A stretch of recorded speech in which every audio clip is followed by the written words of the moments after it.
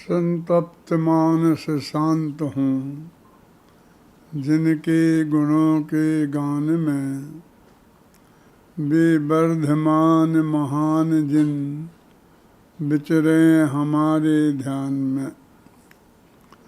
दशलक्षण महापर्व के 4 दिन निकल गए हैं, जिनमें हमने उत्तम क्षमा, उत्तम मार्दव, उत्तम आर्जव और उत्तम शौच धर्म की चर्चा की। आज उत्तम सत्य धर्म की चर्चा करनी है। सत्य धर्म एक ऐसा धर्म है कि जिसके बारे में इस दुनिया में सबसे ज़्यादा भ्रम है। सत्य धर्म का स्वरूप बहुत कम लोग समझते हैं। प्रायः सभी सत्य वचन को ही सत्य धर्म मानते हैं और सत्य धर्म के नाम पर उसी की चर्चा करते हैं, सत्य बोलने का उपदेश देते हैं। आज सारे देश में सत्य धर्म पर व्याख्यान हो रहे होंगे। अब मैं आपसे कहता हूँ कि जाकर देखिए, पता करिए, 95% जगह सत्य वचन के अलावा भी कोई सत्य धर्म होता है, इस पे कोई बात ही नहीं करता है और सत्य बोलने का उपदेश देते रहते हैं। सत्य बोलने का दुनिया में सब विश्वास करता है, सत्य बोलना चाहिए। दुकानदारी में एक दफ़े सत्यता की धाक जम गई तो फिर भले ही तुम कितना ही 1 के 2 करते रहो तो भी कोई बात नहीं। मेरी समझ में नहीं आता है, ये सत्य बोलने का उपदेश है कि सत्य के नाम पर धाक जमा कर लूटने का उपदेश है।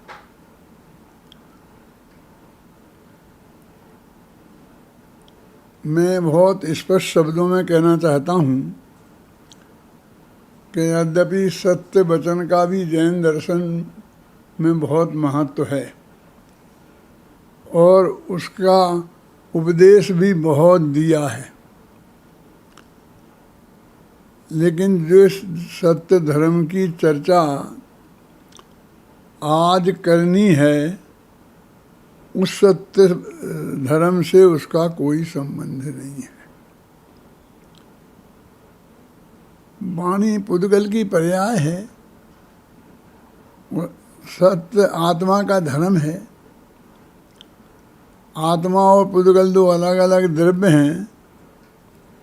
उन दोनों के बीच में अत्यंता भाव की दीवार है, उनका कोई संबंध ही नहीं है।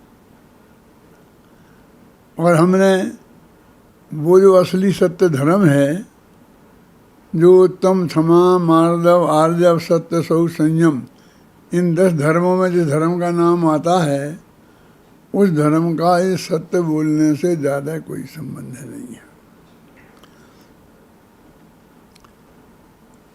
इसमें एक बहुत बड़ा कारण हमारी पूजन की जो है ना, सत्य धर्म के संबंध में पूजन में, उसमें भी जो पंक्तियाँ लिखी हैं, सत्य बरत बलिए, झूठ नहीं कीजिए, झूठे मनुष्य का कोई विश्वास नहीं करता है, आपने पूत सुपास न लेखे, पीख होते हाथ पुरुष सांचे को दरब सब दीजिए, मुनिराज श्रावक की प्रतिष्ठा सांच गुण लख लीजिए। इस तरह हम बहुत बहुत सत्य की महिमा में सत्य वचन के ही गीत गाए हैं। सत्य भी कोई धर्म होता है, उसकी तरफ संकेत भी नहीं किया। मैं समझता था कि आजकल जो किताबें लिखी गई हैं, सत्य विधान लिखा ना, 10 लक्षण धर्म विधान, तो उस विधान में ज़रूर सत्य धर्म के बारे में कुछ सही बात आई होगी, क्योंकि वो तो आधुनिक काल में लिखा गया है।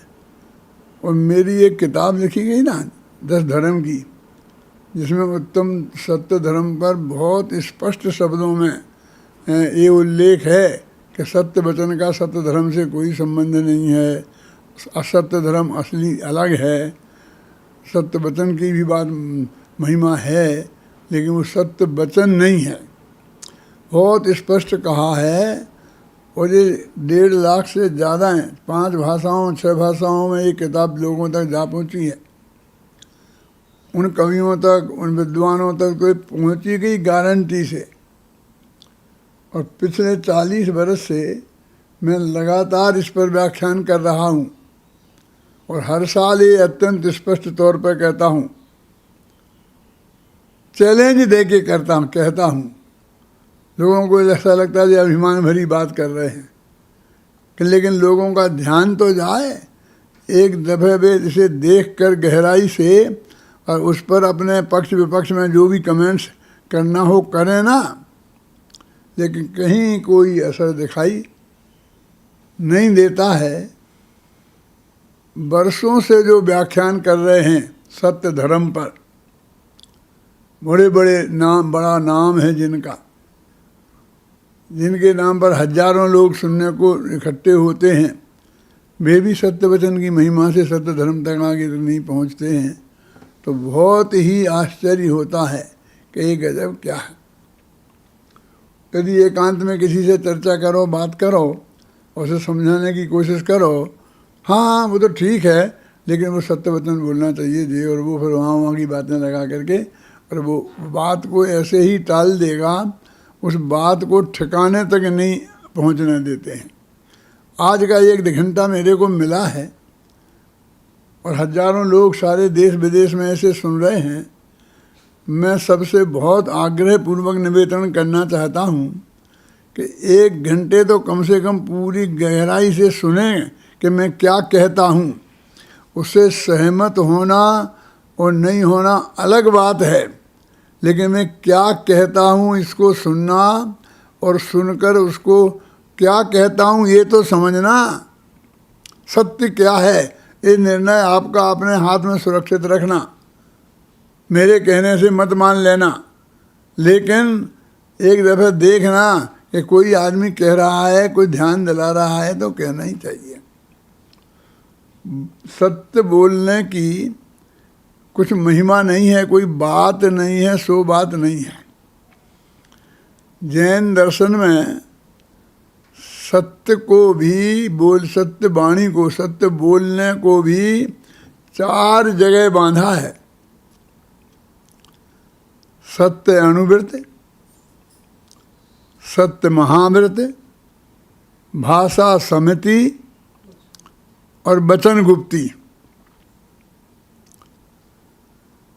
स्थूल झूठ नहीं बोलना, सत्यानुवृत्त होता है ना। बारीक थोड़ी बात दुनियादारी की कुछ चले तो चले, लेकिन स्थूल झूठ नहीं बोलना वो सत्यानुवृत्त है। सूक्ष्म भी झूठ नहीं बोलना ये सत्य महावृत्त है। और बोलना यदि तो वो भी हित मित और प्रिय बोलना, हितकारी वचन ही बोलना। दूसरे के अहित करने वाले वचन हमारे मुंह से क्यों निकले। और मित सीमित बोलना, ये ज़्यादा बोलने का रोग तुम पंडितों को ही है। अरे भाई, हम तो प्रवचन का तुम हमको 1 घंटा मांगते हो तो हम 50 मिनट देते हैं। हम कहाँ ज़्यादा बोलते हैं, और बाकी 23 घंटा तुम्हारे ही तो हैं। तुम बोलने कहाँ देते हो, तुम तो सुनाते ही सुनाते हो। हित और मित, सीमित बोलना, और वो सीमित जो भी बोलना वो भी प्रिय वचन बोलना। कठोर क्यों बोलना, हमें क्या लेना देना है किसी से, कठोर क्यों बोलें। उसका नाम है भाषा समिति, और बोलना ही नहीं, इसका नाम है वचन गुप्ती। अब 4 दशाएं हो गई इसमें। बोलने की पॉजिटिव और नेगेटिव सभी चीज़ें आ गई। पहले तो कहते सबसे पहले बोलो ही मत, वचन गुप्ती में मौन सबसे बढ़िया है। और ना बोले बिन नहीं रहा जाए तो हित मित और प्रिय बोलो। हितकारी वचन बोलो, सीमित बोलो और प्रिय बोलो। और वो भी असत्य तो बोलो ही मत, असत्य महाव्रत है ना। और यदि सूक्ष्म असत्य बोले बिना नहीं रहा जाए तो स्थूल असत्य तो बोलो ही नहीं। इस तरह वाणी को 4 जगह बांटे। नेगेटिव नेगेटिव ही बात करते हैं कि बोलो नहीं, कम बोलो, ऐसा बोलो, ऐसा बोलो। क्या क्या है असली स्थिति, क्या है वो हमारे ख्याल में। अब मैं आपसे पूछना चाहता हूँ, सभी विद्वानों से खासकर ये पूछना चाहता हूँ कि अब वाणी की कौन अवस्था रह गई जिसे तुम सत्य धर्म कहना चाहते हो। वाणी में झूठ नहीं बोलना, स्थूल झूठ नहीं बोलना, हित में तो प्रिय बोलना, मौन रखना, बोलना नहीं। तो नेगेटिव और पॉजिटिव सभी तरह की अवस्थाएं आ गईं। अब वाणी की ऐसी कौन सी अवस्था रही जिसे आप सत्य धर्म कहना चाहते हो। ये वाणी से सत्य धर्म का कोई संबंध ही नहीं है। ये चारित्र गुण की निर्मल पर्याय हैं। सम्यक दृष्टि, सम्यक ज्ञानी धर्मात्मा के 3 कसाय के अभाव में जो चारित्र गुण में निर्मलता आती है, उसमें से ये 10 धर्म रूपे प्रकट होते हैं। ये चारित्र गुण की बीतरागी दशा का नाम सत्य धर्म है। वो सत्य धर्म तक हम पहुंचते ही नहीं हैं। असली सत्य क्या है, और इनमें ही खेल खेलते रहते हैं। और ऐसा होने से होता है, फलाना की चोर की कहानी, डाकू की कहानी, राजा की कहानी, फलाना की सेठ की कहानी, सेठानी की कहानी, इन सुनाने में ही हम अपना समय खराब कर देते हैं। और तुम झूठ बोलेगा तो तेरा बच्चा भी तेरे पे भरोसा नहीं करेगा। ये महाराज मुनियों का धर्म है सत्य धर्म। उनके बेटा कहाँ होते हैं, वे तो बेटे को त्याग के चले गए। कैसा उस पूजन में लिखा है कि आपन पूत सुपास न लेखो। वो ठीक लिखा है, और जब भी हम वो उसकी बात करेंगे तब उसका भी अर्थ बताएंगे, आप समझ आए ना। लेकिन मैं अभी ये कहना चाहता हूँ कि हम उसमें उलझ जाएंगे तो हम इस बात में नहीं हो जाएंगे।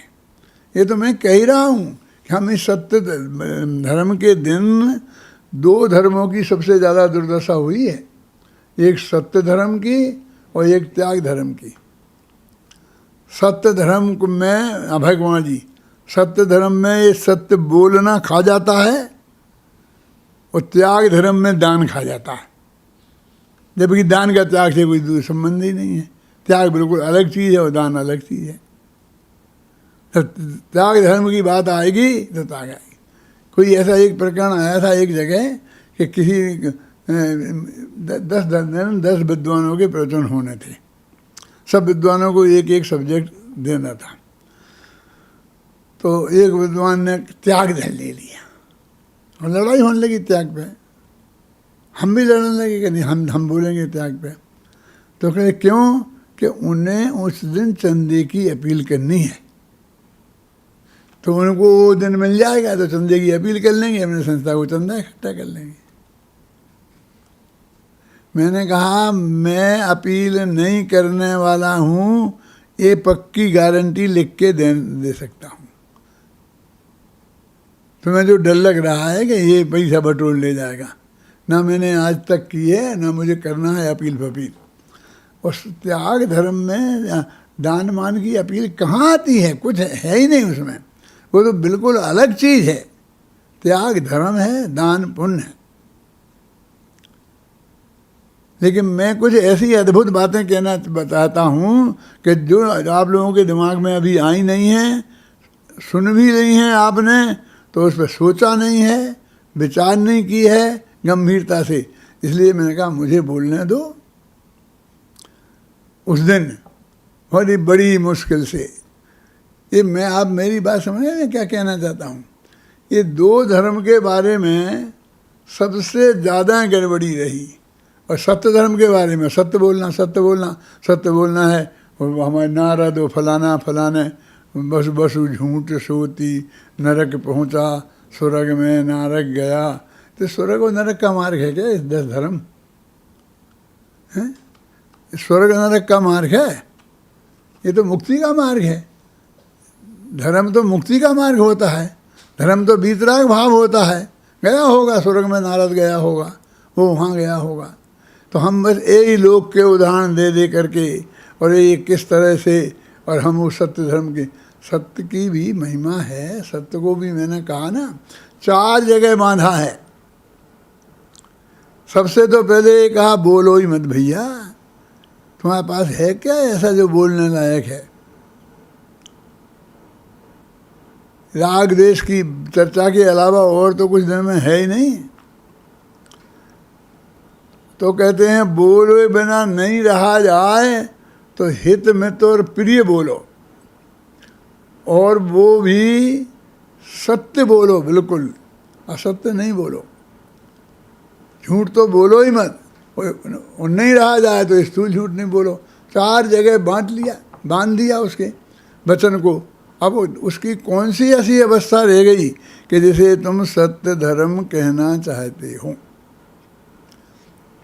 महात्मा गांधी ने भी सत्य को वाणी की मर्यादा से बहुत ऊपर रखा है। उन्होंने लिखा है ट्रुथ इज गॉड, सत्य ईश्वर है, सत्य भगवान है। मैं भी कहने वाला हूँ कि सत्य आत्मा है, आत्मा का स्वभाव है। उत्पाद वे द्रव्य युक्तम सत्य, वो सत्य का भाव वो है सत्य। सत्य वस्तु के स्वरूप की बात है। वस्तु के स्वरूप के आश्रय से जो वीतराग दशा उत्पन्न होती है उसे सत्य धर्म बोलते हैं।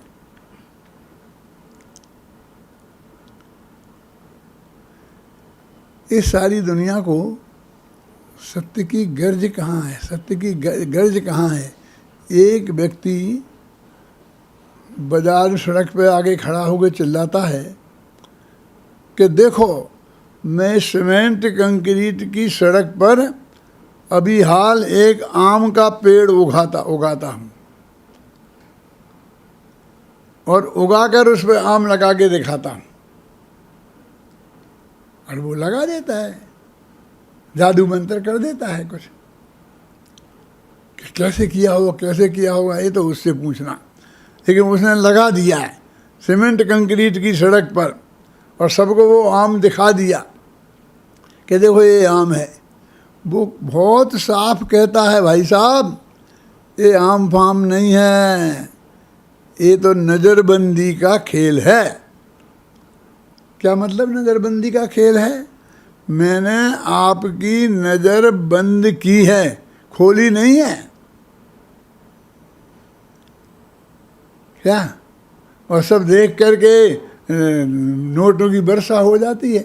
वो 10-20 हज़ार रुपये इकट्ठे कर लेता है 1 आध घंटे में। हैं?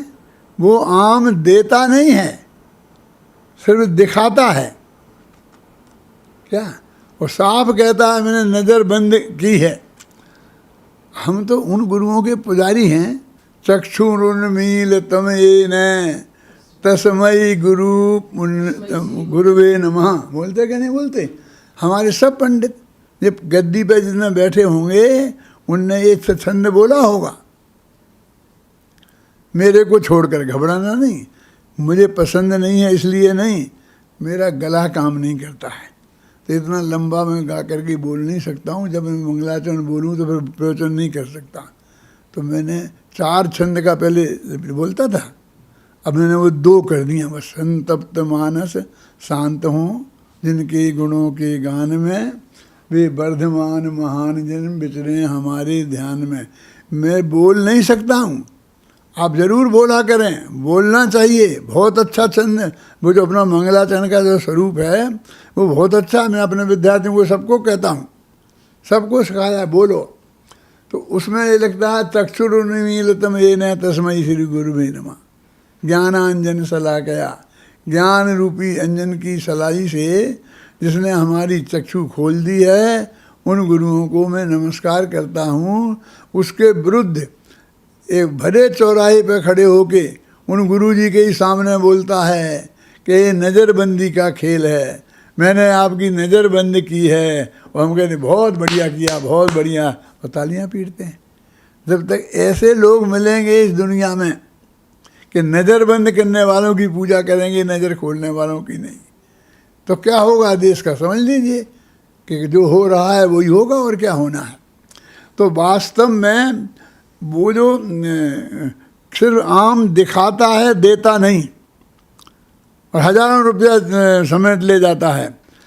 एक गरीब किसान आम का पेड़ लगाता है, 5-7 साल में अपने बेटे जैसा उसे पालता पोसता है, सींचता है, उसकी रक्षा करता है, तब कहीं जाकर के वो आम पैदा होता है। कोई एक आम पैदा करना हो तो पेड़ उगाने से लेकर के वहाँ तक की स्थिति में विचार करो तो मालूम पड़ेगा वो कितना कीमती है। और वो आम जो इसने 6 साल में 7 साल में पैदा किया है बहुत मुश्किल से, वो तुम्हें देता है, अकेला दिखाता नहीं है। और वो कहे कितना का देगा, वो कहे 5 रुपये का, लूटता है। 5 रुपये में होता है क्या, 2 रुपये का देगा। ऐसा सुबह से शाम तक लोग देखते हुए निकल जाते हैं, और वो असली आम 5 रुपये में नहीं बेच पाता है, असली वो आम फिर किसी को 2-4 रुपये में दे दुआ करके और किसी तरह से अपने घर जाना पड़ता है। यदि वो बेच के नहीं जाए तो शाम को खाए क्या। मेरे कहने का मतलब ये है कि असली आम देने वालों की इस देश में ये स्थिति है, और आम देख है ही नहीं, आम दिखाने वालों की ये स्थिति है। जब तक इस जगत में चमत्कार को नमस्कार रहेगा, इतनी महिमा इस चमत्कार की रहेगी, तब तक सत्य धर्म का सामने आना बहुत कठिन है। सत्य धर्म में एक तो सच्चा धर्म, और दूसरा ये जो है ना 10 धर्मों में सत्य धर्म, क्योंकि उसी वजह से फुर्सत मिले, सत्य बोलने वाली बात से फुर्सत मिले तो इस पर हम विचार करें। इसलिए मैं ये कहता हूँ, मुझे पहले ये बताना पड़ेगा कि सत्य वचन सत्य धर्म नहीं है, तो जगह तो खाली हुए सत्य की कि भाई सत्य क्या है, ऐसा प्रश्न तो खड़ा होए। अभी तो बस सत्य वचन सत्य धर्म है, सबने मान लिया, उसकी महिमा में कहानी किससे सुना दिए और सब बातें सुना दी, और सब लोग भरोसा करते हैं, विश्वास करते हैं। एक दाम वाले, ये एक दाम वाले, बस एक दाम, एक फिक्स दाम है। अब 2 रुपये की चीज़ के 10 रुपये रख दें और एक दाम फिक्स दें, वो ईमानदार हो गया। वो बेचारा 2 रुपये की 2.25 रुपये मांगे हैं तो वो बेईमान है। और यदि वो जाते जाते कहे भैया ले जा, 2 ही रुपये में ले जा, तो कहे देखो आ गया ना, अकल ठिकाने आ गई, अभी यार मेरे से 2.25 ले लेता, लेकिन भैया वो 2 रुपये में तो लाया है, तो फिर दे कैसे लाया। ऐसा नहीं है, वो तो 1 रुपये में लाया होगा। कि नहीं, 2 रुपये में नहीं मिलता, 2 रुपये से कम में, तो क्यों दे रहा, क्योंकि उसे 2 रुपये की ज़रूरत है। शाम को 2 रुपये से रोटी चाहिए उसे, ये आम से उसका पेट नहीं भरेगा, इसलिए बेचना है। क्यों, आवश्यकता के हिसाब से हम बेच देते हैं कि नहीं बेच देते हैं। 10 रुपये की चीज़ 5 रुपये में भी बेच देते हैं कि नहीं बेच देते हैं। वो तो ये समझता है कि नहीं वो लूट ही रहा था, इसीलिए इतना बता रहा था, और फिर अब ये अकल आ गया। ये मकान है, ये सामने परसालन से पूछा था, 2 करोड़ का बताते थे, अब अकल ठिकाने आ गई। 2 करोड़ का था ही नहीं, अब 50 लाख में बिक गया। अब 2 करोड़ में कोई नहीं लेगा, 1.5 में नहीं लेगा, 1 में नहीं लेगा, तो भले ही बनाओ तो 2.5 करोड़ लगे। तो जितना खर्चा अभी बनाने में लगे वो उतने का है कि जितने में बिक रहा है उतने में है। वो तो ग्राहक पर निर्भर करता है, नहीं वो उस पर निर्भर नहीं करता है कि वो कितने का है। अभी तुम खरीदने जाओ तो 2.5 में नहीं मिले, और बेचने जाओ तो 50 में नहीं बिके, क्योंकि कोई खरीददार नहीं है। अब जो जिस आदमी के पास 2 नंबर का पैसा पड़ा है और तुम्हें तो बेचना ही है, क्या करें, तो लेगा, बस जैसा लेगा चाहे जैसा। तो वस्तु सत्य का स्वरूप क्या है वो हमें गहराई से समझने की कोशिश करना चाहिए, तो ही हमारी समझ में आएगा।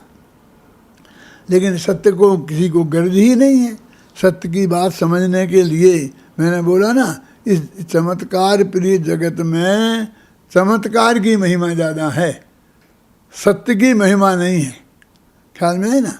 और सत्य वचन, ये सामान्य जो व्यवहार के वचन हैं, इनमें क्या दम है?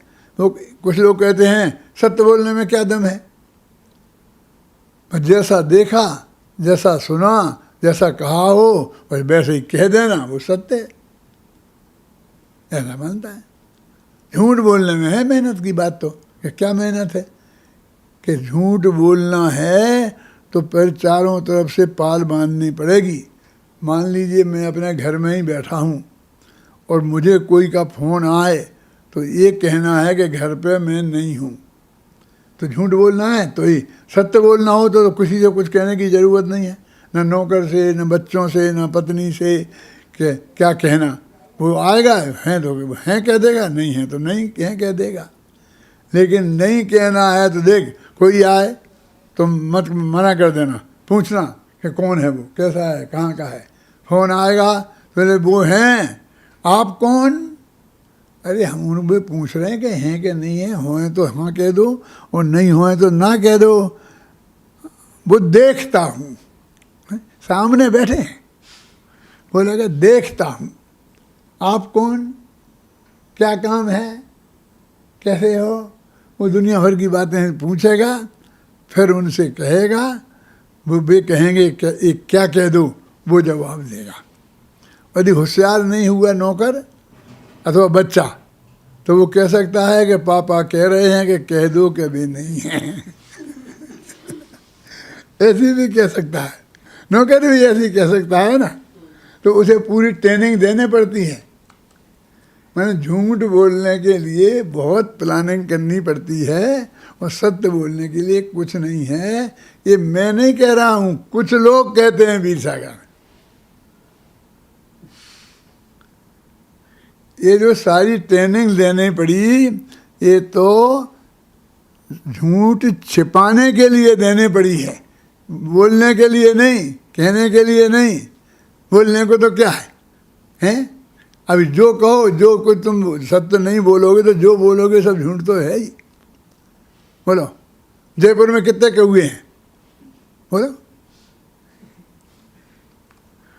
सत्य बोलने वाला 100 दफे सोचेगा कि अब कौओं की जनगणना कराओ, हैं? कब आए, कैसे हो, कैसे हो।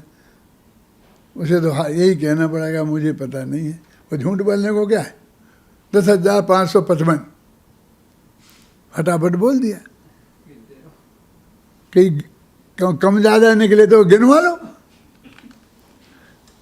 कि गिनवा तो लेंगे, पर ये बताओ यदि कम ज़्यादा निकले तो क्या होगा?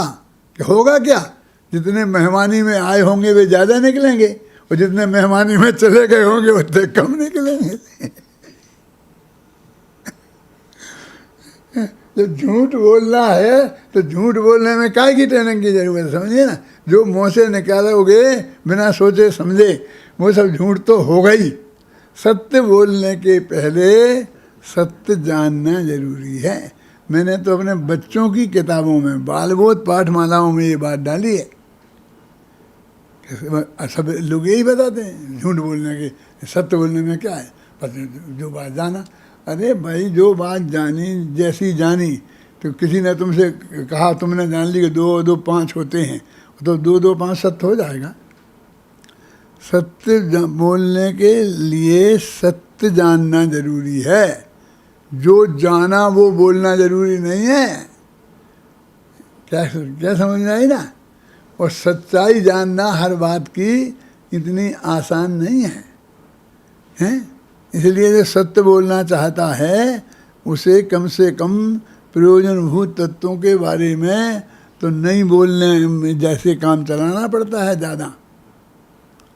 और दुनियादारी के मामले में तो कुछ भी बोलते रहो, वो सब झूठ ही है। असली बात तो कि हमको सत्य बताना है। अभी इतनी सी बात में कहूँ कितने बज गए, तो हर एक कोई जवाब दे सकता है। हर एक को घड़ी देखनी पड़ेगी, और 2 घड़ी कभी मिलती हैं, 1-2 मिनट आगे, 1-2 मिनट पीछे, 1 मिनट, वो एक कहेगा 10 हो गए, दूसरा कहेगा 9:45 है, तीसरा कहेगा 10:15 हो गए और डिसीजन ही नहीं हो पाएगा।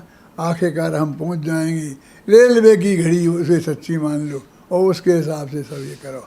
फिर ये कहेंगे सब टीवी की घड़ी, अभी है ना, सब ऐसे ही बोलते रहते हैं ना, तो अब फ़ोन की घड़ी उसे सत्य मान लो और बाकी किसी की घड़ी को सत्य नहीं मानो। सत्य वचन का भी हम अच्छी तरीके से स्वरूप नहीं समझते हैं कि उसको कैसे प्रस्तुत करना।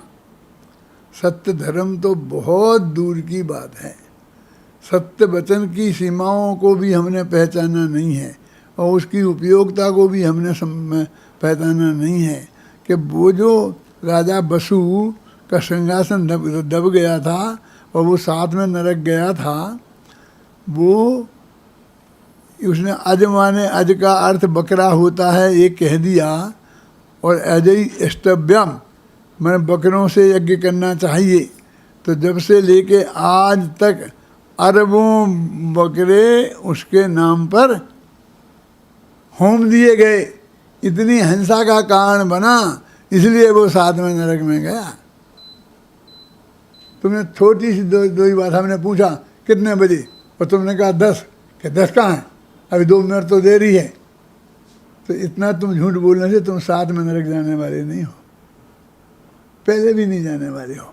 और हो सकता है तुम इतना झूठ बोलते रहो और स्वर्ग चले जाओ।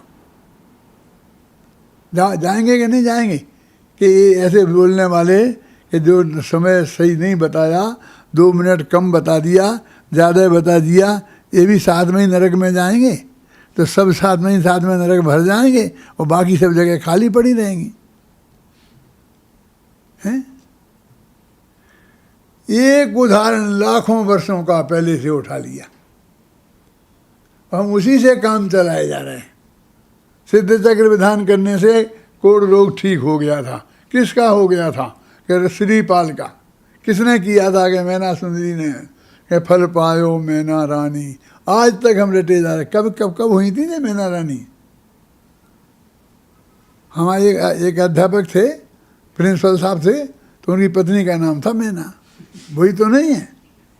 कि नहीं वो एक मैना है बहुत, वो शास्त्रों में वो मालूम, बांस पूज भगवान के जमाने में हुई थी। कौन से जमाने में? वो चंपापुर की कहानी आती ना, वो चंपापुर तो वहाँ से वे मोक्ष गए, तब वही तीर्थ उभर रहा था। तब से लेके अभी तक वो एक आदमी से हम काम चला रहे कोढ़ को ठीक करने का, और किसी का नहीं हुआ ना। आज का हम किसी का करके बता सकते हैं। क्यों? यदि ऐसा तुम अभी करो, जो कोरोना का दवाई निकालो, और कब कहते हो गया था, जब आज ना भगवान के बेटे को हुआ था कोरोना, तो इस दवाई से ठीक हो गया था। चलेगा काम? बोलो। वो एक एक बातें हमने पकड़ ली हैं और उदाहरण दे दे करके हमको आपको सत्य की कसौटी पर कसना पड़ेगा। हजारों लोगों, पहले पशुओं पर, फिर आदमियों पर, फिर इस पर। वो कह रहा था ना, कौन कह रहा था, वो रसिया का राष्ट्रपति है, क्या नाम? पुतिन। क्या उसने अपनी लड़कियों को लगा दिया? कौन सा वो बनाई थी ना वैक्सीन। अब हमने सुना वो लड़की मर गई। तुमने सुना विचार करके? नहीं। अब क्या होगा? उस वक्त तो वो बोल रहे थे कि हमको इतना भरोसा है कि हमने अपनी लड़की को लगाया। ये दुनिया में इतने रौब गांठ रहे थे, हैं, इसलिए हमने लगाया। अब वो मर गई तो क्या होगा? ये भाई दुनिया के इन सत्यों से ये धर्म नहीं है, इससे मोक्ष नहीं मिलने वाला। जो 10 धर्मों में धर्म हैं वो ऐसे सत्य नहीं है। और तुम ऐसे ही सत्य उदाहरण दे दे के समझा के सब सारे पंडित अपनी ये मेहनत कर रहे हैं। अब देखो, मैं जीत तो नहीं सकता, क्योंकि कौन देगा मुझे वोट? ये सारे पंडित एक तरफ हो जाएंगे, मैं बताऊंगा उसे सुनना ही नहीं देंगे, अगली साल मुझे बोलने ही नहीं देंगे, इसको ही गायब कर देंगे, किताब को ही जब्त करवा देंगे। इनके हाथ में सब कुछ है। क्यों? अरे वो कहते हैं कि वास्तव में सत्य क्या है? उत्पाद वे द्रव्य युक्तम सत, और सत द्रव्य लक्षणम, सत द्रव्य का लक्षण है उत्पाद व द्रव्य जिसमें होता है। देखो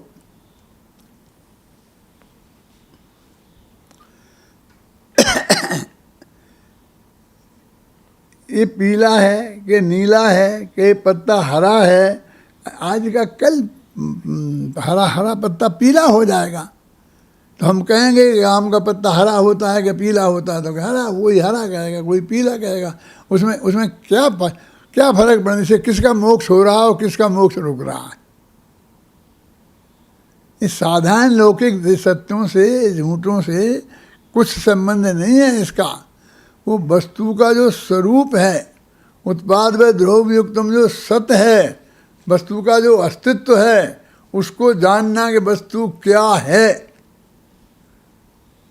त्रिकाली ध्रुव सत्य क्या है, किसके आश्रय से सम्यक दर्शन ज्ञान चारित्र पैदा होता है, उस सत्य को जानना और उस सत्य के में अपनापन होने से, यही मैं हूँ ऐसा जानने से, और उसमें ही जमने रमने से जो वीतरागता उत्पन्न होती है, वो तीन कसाई के अभाव रूप वीतरागता उत्पन्न होती है, उसका नाम सत्य धर्म है।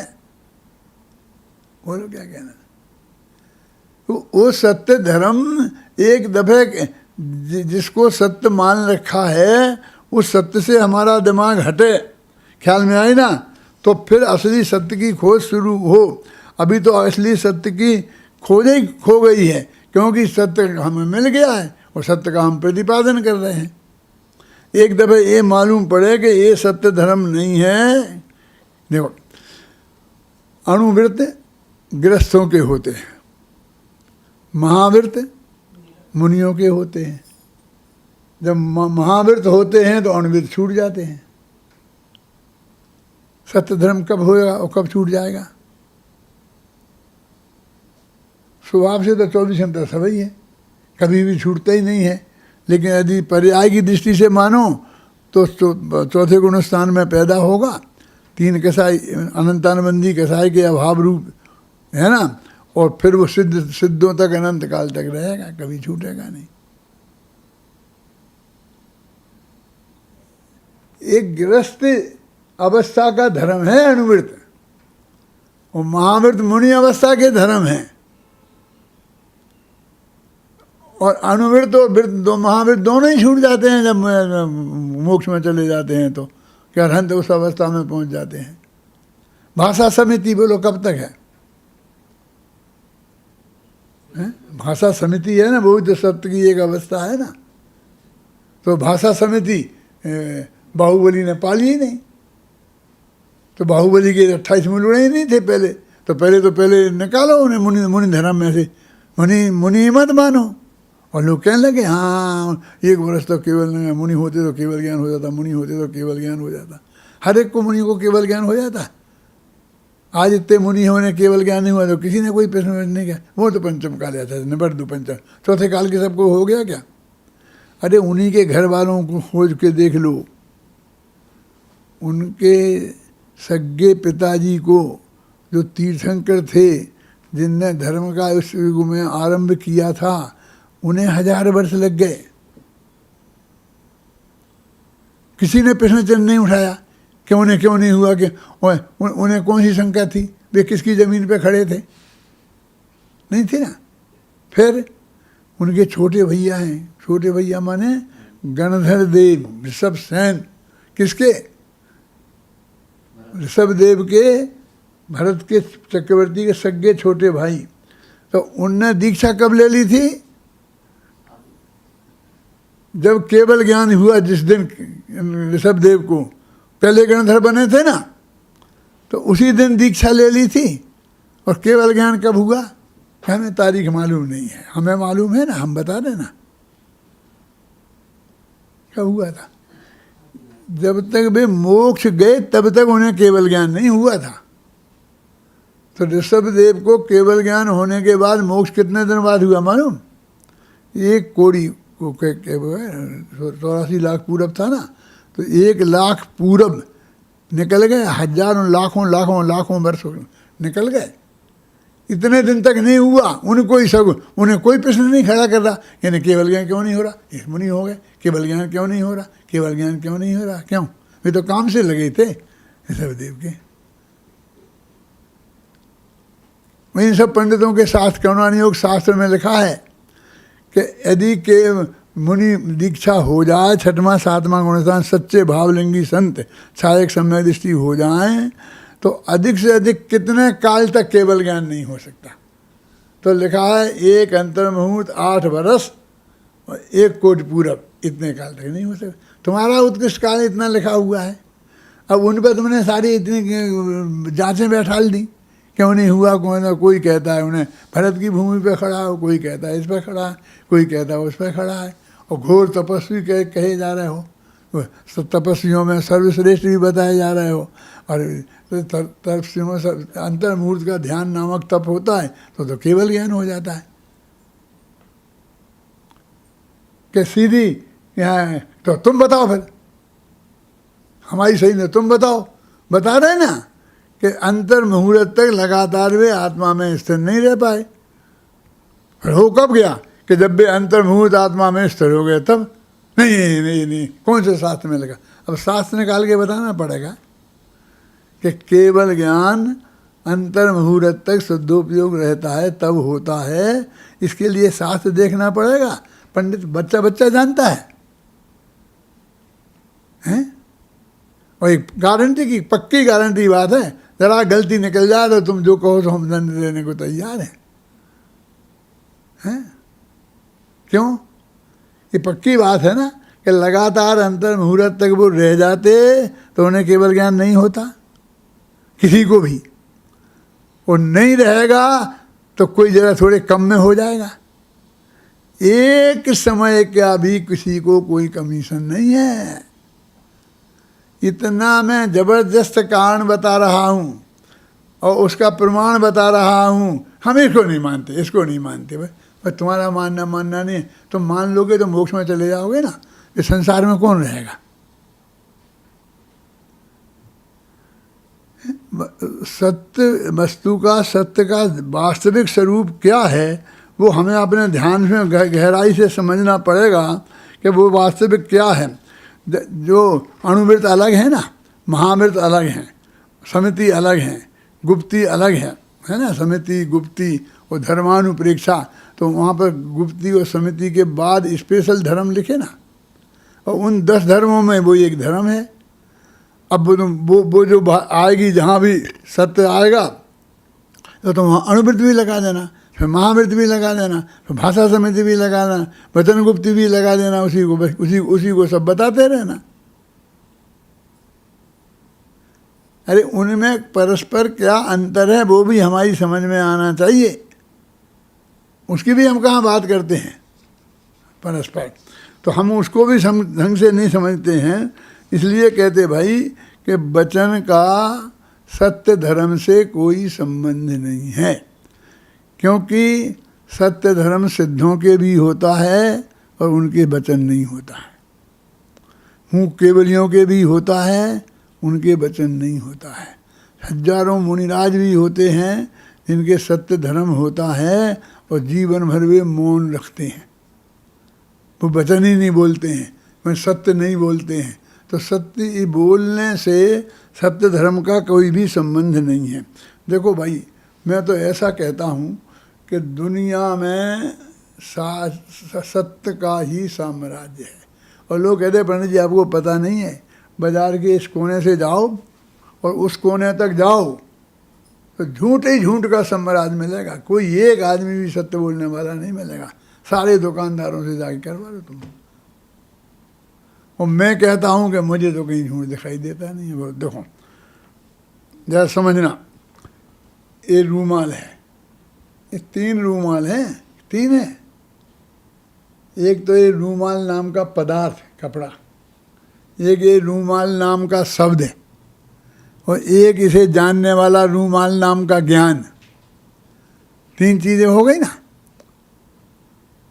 3 रूमाल हो गए। अब मैं मुँह से शब्द बोलूं रूमाल और दिखाऊं टोपी, मैं शब्द बोलूँ टोपी और दिखाऊं रूमाल, तो झूठ आ गया। रूमाल बोला और रूमाल ही दिखाया तो झूठ नहीं आया। कहाँ झूठ? झूठ तो था ही नहीं, तीनों चीज़ें तो थीं। इनका तीनों का मिलान होना हमारी वाणी में, हम तो वो तो हमारी वाणी में सत्य सत्य आएगा, हमारे ज्ञान में सत्य सत्य आएगा। वीर सागर, यदि मैंने रूमाल को टोपी जान लिया तो मेरा ज्ञान झूठा होगा, यदि मैंने ऐसे बोला तो मेरी वाणी झूठी होगी। वस्तु तो झूठी होने वाली नहीं है, रूमाल तो रूमाल रहने वाला है, टोपी टोपी रहने वाली है। तो वस्तु में तो असत्य का प्रवेश होता ही नहीं, या तो वाणी में होगा, इसलिए झूठ बोलना बोले वचन, वो वचन से संबंधित वो सब चीज़ें हैं। वस्तु तो सत्य है तो सत्य है ही, यानी स्व की अपेक्षा सत्य है और पर की अपेक्षा असत्य है, तो वो त्रिकाल है, हमेशा ही है। माने उसमें कोई फेरफार बदला बदली होने वाली नहीं है, माने वो चाहे जितनी बदला बदली हो पर्याय में, लेकिन वो स्व की अपेक्षा सत्य और पर की अपेक्षा अनंत काल तक रहेगी कि नहीं, कभी बदल जाएगी बीच में, हैं? द्रव्य की अपेक्षा नित्य और पर्याय की अपेक्षा वो अनित्य सदा रहेगी। तो वस्तु का सत्य स्वरूप क्या है वो हमें उसमें जानना है। झूठ तो समाया हुआ है वाणी में, झूठ तो समाया हुआ है हमारे ज्ञान में। ज्ञान मिथ्या होता है ना, दर्शन मिथ्या होता है, चारित्र मिथ्या होता है, आत्मा कभी मिथ्या होता है? जीव कभी मिथ्या होता है? नहीं होता। ये मेरा मतलब ये है कि ये सत्य असत्य की बात जैसे तुम बोलने से जोड़ते हो, वो तो वाणी के धर्म हैं, वे तो ज्ञान में हैं, है ना। तो इसको हम क्या सुधार सकते हैं, क्या कर सकते हैं दुनिया में? इसलिए मैं कहता हूँ कि मुझे तो यहाँ से वहाँ तक सब जगह सत्य का ही साम्राज्य दिखता है और तुम्हें झूठ के अलावा कुछ दिखता ही नहीं है। तो मतलब झूठ तो वास्तव में है ही नहीं, माने कोई रूमाल टोपी है ही नहीं, आज तक हुआ ही नहीं और होगा ही नहीं, ख्याल में आई ना। तो इसलिए तो तुम कहते हो वो है, तो वो तो सिर्फ कल्पना की बात है, तुमने सोचा है, वो तुमने बोला है, इसलिए वो झूठ है। तो वस्तु में तो झूठ ने प्रवेश किया ही नहीं है, वो तो हमेशा सत्य मौजूद है। वो त्रिकाली ध्रुव भगवान आत्मा जो है, परम शुद्ध निश्चय नय का विषय और परम भावग्राही द्रव्यार्थिक नय का विषय, वो भगवान आत्मा वास्तव में सत्य है, उत्पाद व ध्रुव से युक्त है ना। तुम्हारा आत्मा भी है, हमारा आत्मा भी है और बाकी के सब द्रव्य भी हैं। हमारे लिए हमारे आत्मा की सत्य की बात है, तुम्हारे आत्मा के सत्य से हमारे कोई प्रयोजन सिद्ध नहीं होता, पर द्रव्य के सत्य से हमारा कोई प्रयोजन सिद्ध नहीं होता। हमारा जो सत्य है वो हमारे ख्याल में आए और वो सत्य का कभी अभाव नहीं होता। जो हमारे इस ख्याल में आए तो ख्याल का नाम पर्याय है। पर्याय में झूठ है, पर्याय में सत्य है, पर्याय में राग है। अरे राग पर्याय है, पर्याय में राग नहीं है। दो चीज़ों की सत्ता अलग अलग नहीं है, वो राग ही उसका नाम पर्याय है, समझ में आई ना। तो वो तो वो सत्य है, वो उस सत्य को जानना, तो वो तो उस असली धर्म की आत्मा को जानना हो गया। ये 5वें अध्याय वाला तत्वासुद का सत्य है, ये 7वें अध्याय वाला सत्य नहीं है, सत्यानुवृत्त वाला सत्य, सत्य महावृत्त वाला सत्य नहीं है। ख्याल में आप समझे ना, हैं? ये उत्पाद व ध्रुव युक्तम सत्य सत्य द्रव्य लक्षणम, ये वो सत्य है, वो अपने सत्य को हम जाने और ये माने कि यही मैं हूँ, इसका नाम धर्म है। बस कितना सरल है, कितनी सीधी सच्ची सी बात है।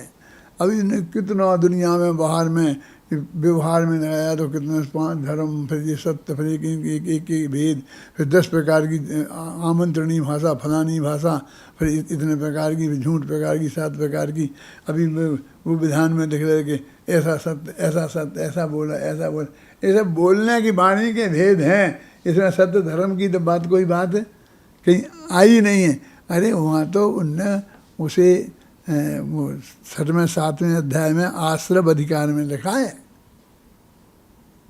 जैसे तुम सत्यानुवृत्त को धर्म बता रहे हो, सत्य महावृत्त को धर्म बता रहे हो, उमा स्वामी से तो पूछो कौन से अधिकार में है? 6वें 7वें अध्याय आश्रव तत्व का वर्णन है, 7वां अध्याय आश्रव तत्व का वर्णन है, सारे सब। और उसको तुम धर्म में लगा रहे हो। और जो संवर तत्व, भाषा समिति भी, तो वो भी संवर तत्व का वर्णन है, लेकिन वो भाषा समिति भी वास्तव में वो जो व्यवहार समिति है, वो 4 हाथ जमीन देख के चलना, अंदर में तो जो वो वीतराग परिणति है वो असली समिति है। गुप्ती समिति ये सब क्या है, उनका वास्तविक स्वरूप हमारे ख्याल में आए, हम गहराई से समझें, तो ये सत्य धर्म ये हमारे ख्याल में आना चाहिए।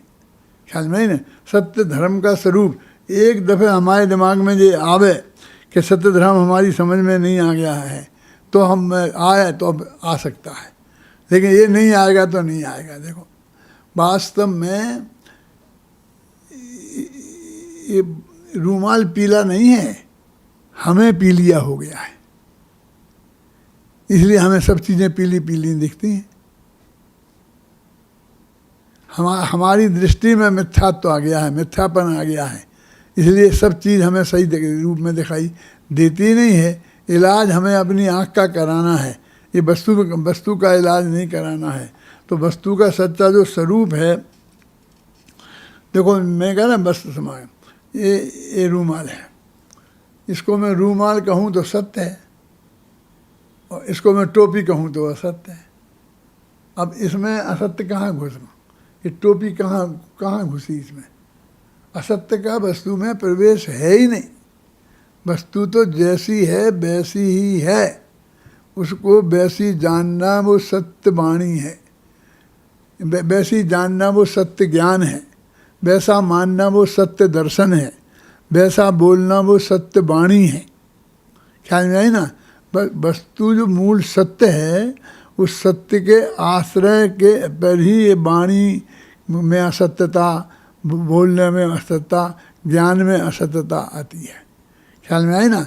तो हमारी तरफ वो सत्य धर्म की तरफ हमारा ध्यान जाए कि वास्तविक क्या है। मैंने देखो मैं क्या लिखा है, मैं बताता हूँ इसमें निकाल के।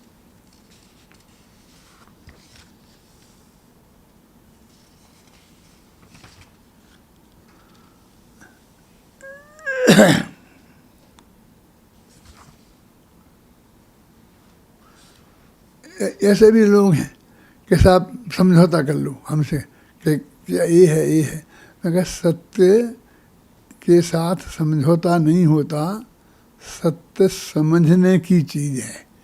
यदि तुम्हें समझना हो तो बोलो। समझौता क्या होगा? अग्नि के बारे में समझौता करना है। हम कहते हैं गर्म है और तुम कहते हैं ठंडी हो। समझौता क्या कर लें कि आधी गर्म और आधी ठंडी मान लो, ये चलेगा? अरे अग्नि से भी तो पूछो कि हम दोनों ने समझौता कर लिया तो वो आधी ठंडी और आधी गर्म होने को तैयार है?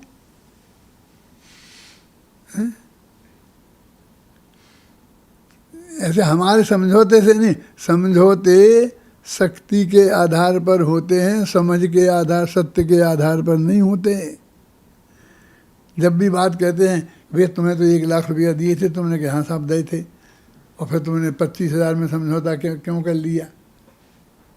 कि क्या करें, वो 1 ही लाख नहीं मिलते, तो जितने मिले उतने ही अच्छे हैं। वो 1 लाख तो 25,000 तो उनने दिला दिए, नहीं वो भी नहीं देता। तो शक्ति के आधार पर समझौता होता, उसके पास है ही नहीं तो वो कहाँ से देवे, इसके आधार पर होता है। हमने दिए थे, ये गवाही सफाई किसको देखना है? हैं? ये कौन पूछता है कि हम किसी को जा खड़े कह के बताने के दिए थे वो नहीं दिए थे, इसके आधार पर समझौता थोड़ी होना है। समझौता शक्ति के आधार पर होता है और समझ सत्य के आधार पर होती है। इसलिए कि अग्नि कहती है कि मेरे बारे में तुम समझौते मत करो, तुम्हें यदि जानना है कि मैं कैसी हूँ तो छू के देख लो, हैं। लेकिन हमें तो समझौता करना है, हर बात में समझौता करना है, तो सब यदि वस्तु का स्वरूप हमारी समझ में नहीं आएगा। मैं सिर्फ इतनी ही अपील करता हूँ, 2 मिनट रह गए हैं, सिर्फ इतनी ही अपील करता हूँ कि आप लोग गंभीरता से एक दफ़े इस पर विचार करें, देखें। मान लें मैं ये कहता ही नहीं हूँ, मेरी ड्यूटी पूरी हो जाए कि मैंने आप तक वो बात पहुँचा दी जो विचार का बिंदु है, और फिर निर्णय तो आप अपने आप करना, और आप करेंगे तो वही आपका होगा और आपके काम आएगा। मेरा निर्णय आपके काम नहीं आएगा, आ नहीं सकता है। आ सकता होता तो आज तक आ जाता। आज तक किसी का निर्णय किसी के काम नहीं आया है। सभी लोग वस्तु के सत्य स्वरूप पर गंभीरता से विचार करें, सत्य धर्म पर गंभीरता से विचार करें और उसकी अच्छाई समझें। और इस किताब को में जो सत्य धर्म है ना, इस पर ज़रा इसे 2-3 दफ़े पढ़ें वीर सागर। क्यों कि मैंने कल भी कहा था, आज फिर कहता हूँ कि मेरी बुद्धि उतनी शार्प नहीं रही है पहले जैसी, कि मैं पहले तो पूरा बोल जाता था, जो मैंने लिखा है उससे भी ज़्यादा बोल जाता था, और अब वो नहीं। अभी मैं जाके पढ़ूँगा तो कहीं ये छूट गया, ये छूट गया, ये छूट गया। लेकिन भाग्य से तो अभी लिखित मौजूद है ना, अभी तब सब तुम्हारे मोबाइल में भी होगी, नहीं होगी तो 1 मिनट में पहुंच सकती है बुलवा करके, और उसे पढ़ना तो वो सारे पॉइंट आपके ख्याल में आए।